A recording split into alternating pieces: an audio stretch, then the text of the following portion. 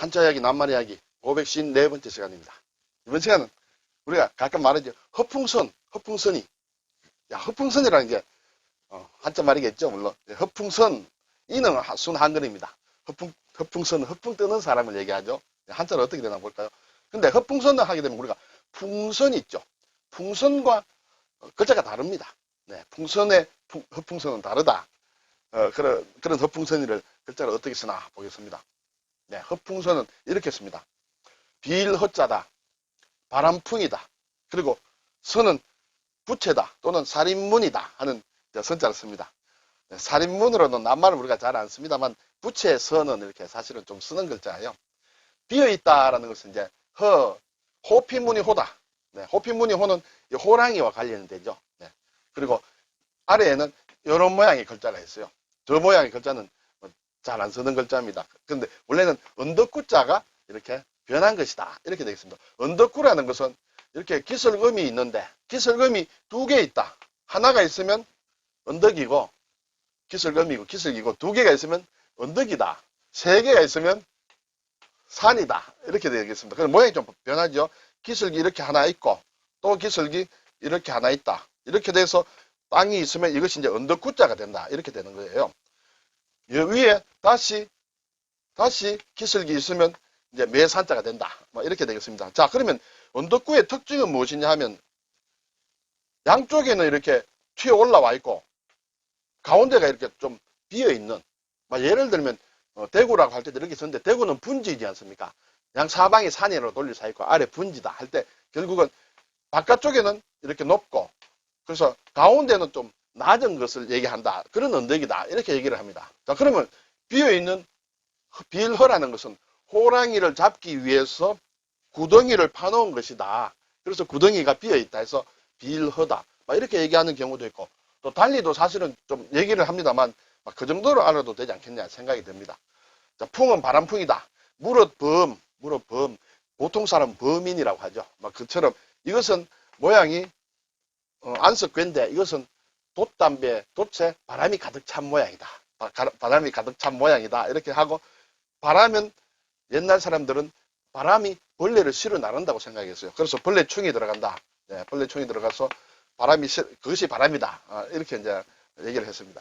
자, 이제 살인문선, 문짝이다. 이게 살인문. 자, 이것이 이제 집호자입니다. 집호라는 것은 외짝의 문을 얘기하죠. 양쪽의 문은 이제 문이라 양쪽으로 달린 것은 문이고 한쪽만 달린 것 이것이 이 호다 이렇게 되겠습니다. 주로 보면 튼튼하지 않겠죠. 튼튼한 문은 대문 두 짝을 다는데 그 정도 달 형편이 안 되는 집은 이렇게 여러 가지 재료 대나무나 쌀이나 이런 것으로 좀 얇게 납작하게 문을 만든다는 것이에요. 자, 그래서 이 집호에는 집이라는 뜻이 있지만은 납작하다는 뜻도 있습니다. 이렇게 굵직굵직하지 않고 납작하다. 거기에 기시라는 것은 새의 날개 부분을 얘기한다. 그것도 좀 얇다고 이렇게 볼 수 있겠죠. 그것을 넣어서 부채선이다. 부채라는 걸 보면 얇아야 되지 않습니까? 부채가 굵으면 이렇게 두껍고 굵으면 바람을 잘 못 일으키죠. 그래서 납작하게 일으키는 그런 모양이다 해서 부채선이다. 그리고 옛날 부채 같은 거 보면 동물의 어떤 새의 날개, 큰 날개 같은 모양으로 이렇게 부채를 만들죠. 그렇게 해서 기두가 들어갔다. 이렇게 볼 수 있습니다. 자, 그러면 허풍선이 뭐냐? 허풍선, 여기에서. 우선에, 여기에 이제 허풍선이라는 것은, 허가 빠졌네요. 바람을 일으키는 기구다. 우리가 선풍기 있지 않습니까? 선풍기처럼 이렇게 바람을 일으키는 그것이, 풍선이다. 풍선이다. 이렇게 되겠습니다. 네. 허자가 빠져야 되겠네요. 풍선이라고 하면 바람 부채라는 그런 뜻이 되겠죠. 그래서 바람을 일으키는 기구다. 선풍기처럼. 그리고 농기구의 하나다.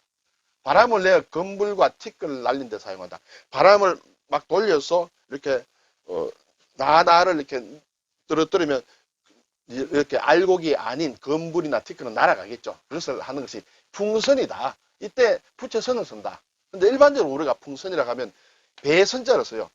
기구, 에드벌룬 같이 띄우는 기구. 그리고 종이 풍선이다, 고무 풍선이라고 할 때는 이 선자가 배선자예요.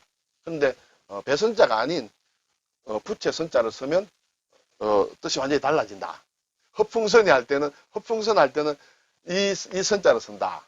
자, 그러면 이제 국어사전에 앞에서도 국어사전을 봤는데 또다시 허풍선을 찾아보니 숯불을 피우는 손풀무의 한 가지다. 우리가 숯불 같은 거 피울 때 이렇게 바람을 넣는 기구 있죠. 그것이 허풍선이다. 허풍선.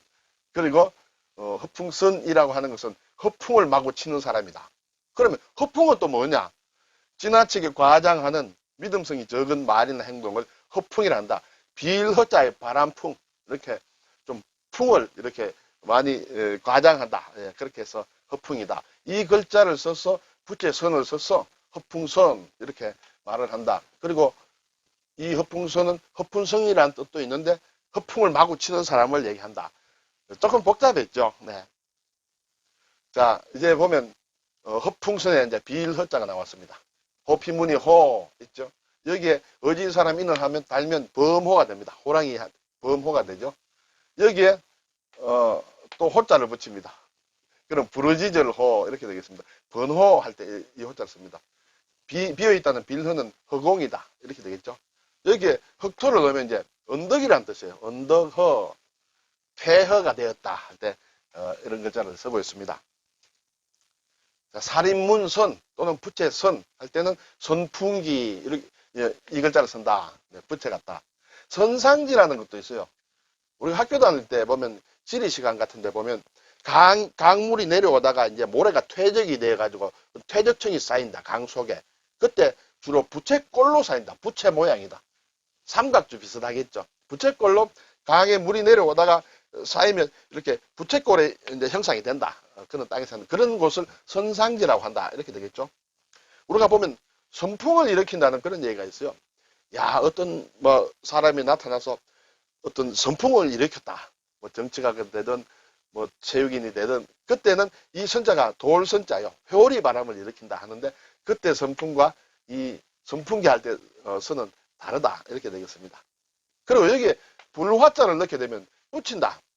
자, 바람을 붙이는 것은 주로 불을 피우기 위해서 많이 붙이죠. 부채질을 합니다.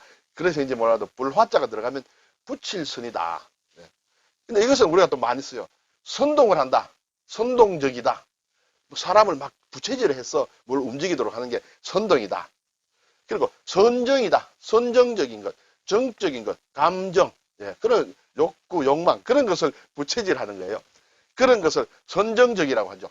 아, 저 미술은, 저 그림은 너무 선정적이야. 또는 저 문학 작품도 너무 선정적이야. 사람의 감정이나 어떤 욕정이나 이런 것을 막 부채질해서 이렇게 크게 하는 것을 한다. 그래서 상당히 중요한 낱말들을 만드는 그런 글자가 여기에 살인문선과 관련이 된다. 이렇게 보겠습니다. 자, 허풍선이라는 것은 이렇게 부채질을 하는 사람이다. 또는 떠벌이를 얘기하는 것이다. 믿음직스럽지 못한. 그때 이 부채선을 쓴다. 그리고 허풍을 부채로 막 일으키는 사람 같은 막 그런 건데 허풍선 또는 허풍선이 이렇게 얘기를 합니다. 수고하셨습니다.